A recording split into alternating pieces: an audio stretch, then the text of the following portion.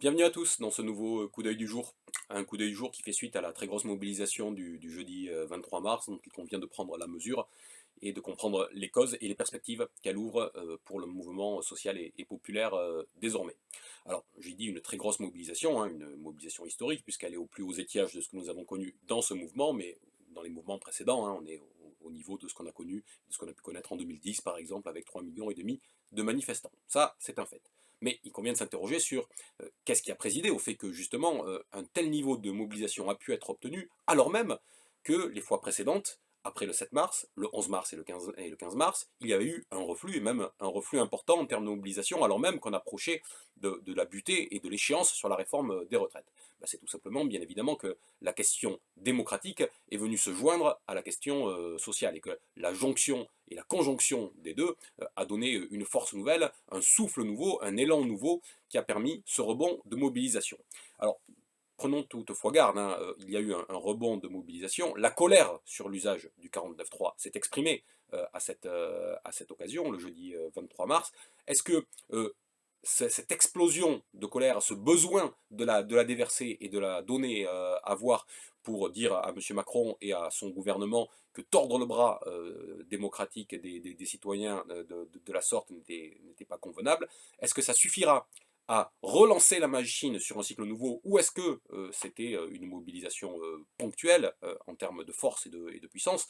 Nous le saurons mardi prochain lors de la prochaine journée d'action. Mais il n'est pas dit que ce soit gage de mobilisation à ce niveau-là encore à plusieurs reprises, et d'ailleurs c'est tout le pari que fait monsieur Macron. Ça veut donc dire qu'il faut envisager la lutte sous toutes ses formes pour la séquence à venir, et ne pas se contenter de dire, voyez, le mouvement a repris avec plus de force encore que ces derniers jours, et donc en le maintenant de la sorte, la victoire est assurée au bout du chemin. Non, je ne crois pas que les choses soient aussi simples pour demain, et donc il convient d'envisager les autres formes d'action telles que nous avons pu le faire ici même par le passé. Euh, Avant cela, un point quand même. On a bien vu, à la fois avec l'intervention télévisée un petit peu grotesque de M. Macron qui s'adressait à son segment électoral mercredi dernier en faisant une intervention au journal de 13 heures. On a vu un M. Macron qui était quand même défait. Défait comme pouvait l'être et comme avait pu l'être à la veille à l'Assemblée nationale, la Première ministre, Madame Borne. Il était très étonnant de voir M. Macron extrêmement agité sur son siège. Vous avez bien vu, on aurait dit M. Sarkozy, là, il faisait du gauche, du droite, l'avant, derrière. On avait l'impression qu'il était en train de danser à l'Elysée avec les hip-hoppers qui l'invitent à l'envie. Donc non, je crois que M. Macron était très mal à l'aise, était dans une situation extrêmement délicate. D'ailleurs, son discours était non seulement creux, ça a été bien noté, mais était aussi extrêmement confus pour quelqu'un qui a les qualités quand même oratoires et d'interview qui sont les siennes. Et si M. Macron en est là, c'est qu'il sent qu'il y a deux bascules qui se sont opérées. La première, c'est que jusqu'à présent, c'est malgré lui qui tenait les rênes.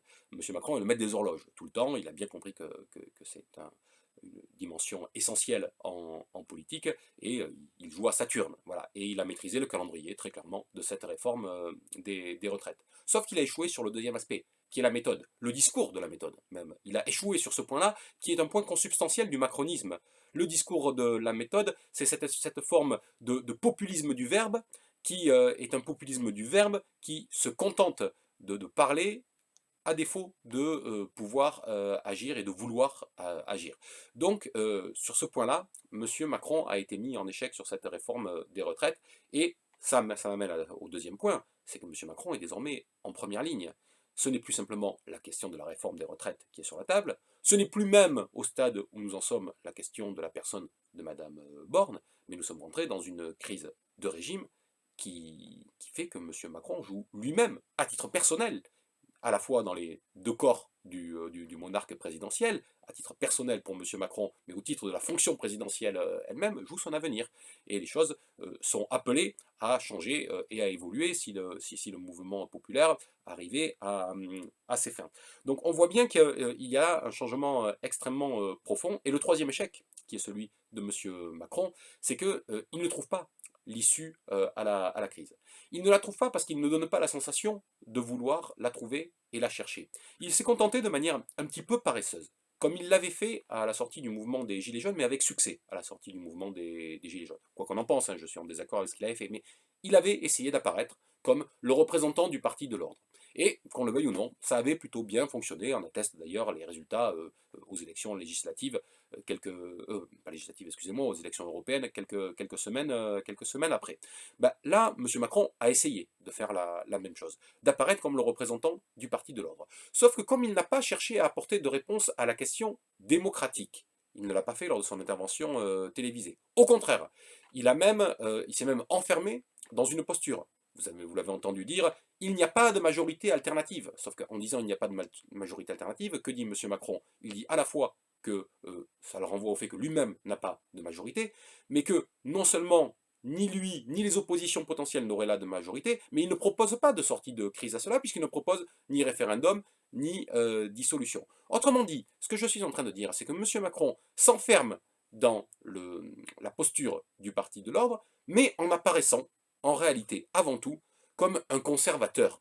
Là où les Français, et on l'a vu dans les enquêtes qui sont sorties en fin de semaine, souhaitent à 70% un référendum, à 61% une dissolution, eh bien M. Macron, lui, ne va pas sur ce terrain-là. Donc là où les Français sont déjà dans un sentiment de vouloir essayer de sortir, de trouver une issue à l'impasse démocratique dans laquelle nous sommes, M. Macron, lui, ne fait aucune proposition, et au contraire, il dit « je vais continuer à jouer en circuit fermé, finalement, avec la démocratie minoritaire, dans laquelle je baigne aujourd'hui, et qui est finalement le dernier recours pour se maintenir en place. » Ça fait donc beaucoup sur la personne de M. Macron, et d'ailleurs, les gens et les manifestants ne se sont pas trompés. Moi, j'ai pu constater jeudi dans les mobilisations parisiennes à quel point, sur les murs de Paris, mais j'imagine très bien que c'était la même chose ailleurs, les slogans avaient changé et ne ciblent plus simplement la réforme des retraites, ne ciblent plus simplement Madame Borne, même je serais tenté de dire qu'ils ne la ciblent plus du tout, mais sont directement passés non seulement sur la figure de M. Macron, mais sur la figure du roi en réalité, et je voyais sur les murs que le terme était présent un petit peu partout. Dernier point donc, avant de vous laisser sur ces quelques analyses, qu'en vient-il de faire? J'ai dit qu'il fallait se méfier et ne pas croire que le mouvement était reparti tellement fort qu'il allait se maintenir comme ça pendant, même ne serait-ce que dans tout le courant de la semaine prochaine, que la journée de mardi sera aussi forte. Je ne suis pas sûr que la journée de mardi puisse être aussi forte en termes de contestation. Non, il faut nourrir le mouvement de ce qui peut continuer à mettre la pression, cette fois non plus sur le Parlement, mais sur M. Macron et sur le macronisme lui-même. On sent bien que certains sont en train de lâcher autour de lui. On a bien vu aussi un certain nombre d'éditos et de photos, même, et le traitement visuel dans la presse. Hein. Je vous invite à regarder les photos qui sont utilisées pour étayer les articles, et elles ne donnent pas à voir M. Macron sous son meilleur jour, alors même que jusqu'à présent, quand même, vous l'avez constaté aussi bien que moi, il était plus que bien traité de manière très, très flatteuse. Bon, il y a une bascule qui est en train de s'opérer. Comment l'alimenter aujourd'hui? D'abord, toujours avec cette question du blocage de l'appareil productif. Je continue à dire que les grèves en elles-mêmes ne se suffiront pas à elles toutes seules, elles sont un outil, mais aujourd'hui, c'est le blocage de l'appareil productif qui est en jeu, et nous n'avons pas à nous reposer sur ceux qui sont dans des secteurs clés. Voilà. Ce ne sont pas seulement aux raffineurs, aux routiers, aux éboueurs, de faire le travail de blocage tel qu'ils l'ont fait et tel qu'ils l'ont bien fait depuis plusieurs semaines. Nous devons prendre le relais de cela en tant que citoyens. En tant que citoyens, nous devons nous inscrire et assumer cette idée du blocage de l'appareil productif, là où nous sommes, au poste où nous sommes sans doute, mais surtout sur les secteurs, sur les secteurs clés. Vous voyez, bloquer un collège ou bloquer un lycée, c'est bien. Mais peut-être que nous serions plus utiles encore qu'en faisant cela, qu'en allant nous poster en appui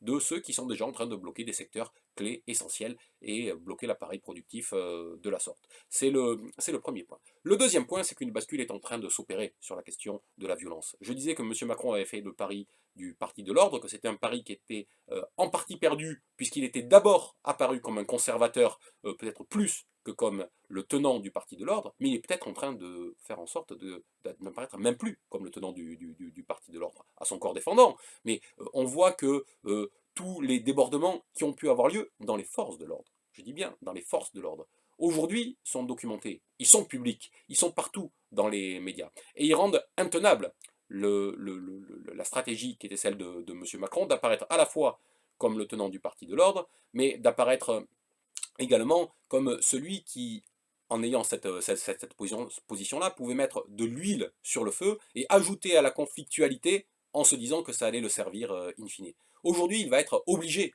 d'en rabattre sur cette question-là, parce que les forces de l'ordre, on a vu trop de débordements et d'exactions qui sont répréhensibles et qui devront être demain sanctionnés. Donc M. Macron est peut-être perdant sur tous les terrains. Il a voulu appliquer la stratégie qui était la sienne en sortie du mouvement des Gilets jaunes. On voit que à la sortie espérée de ce mouvement, ça ne peut pas être le cas, tout simplement parce que ce mouvement n'en est pas encore à sa fin et qu'il a repris de l'essence, du carburant, avec l'arrivée de la question démocratique et du 49-3.